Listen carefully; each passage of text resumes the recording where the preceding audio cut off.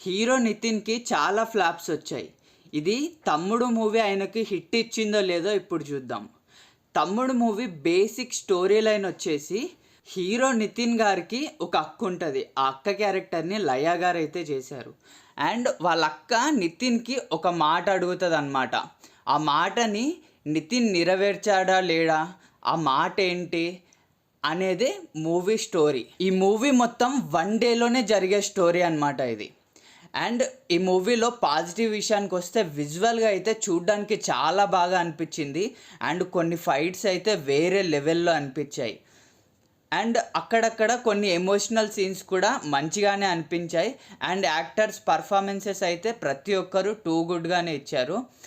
And negatives విషయానికి వచ్చేస్తే చాలా ల్యాగ్ అనిపించేసింది. సినిమా 90% అయితే ఎంగేజ్ చేసిన ఫీలింగ్ అయితే రాదు. అండ్ ఎమోషన్స్ కూడా అన్ని చోట్ల పండలేదు.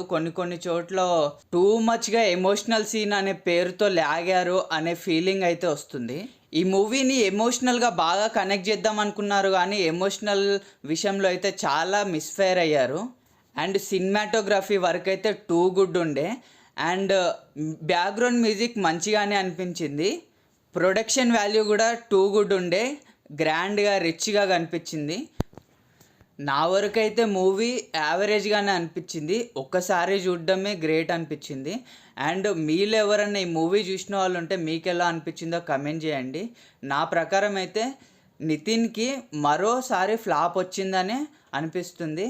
అండ్ నెక్స్ట్ మంచి ఎల్లమ్మ మూవీతో వస్తున్నాడు. ఆ మూవీతో బ్లాక్ బస్టర్ హిట్ అందుకోవాలి అనేసి హోప్ చేస్తున్నా. Thank you for watching this video.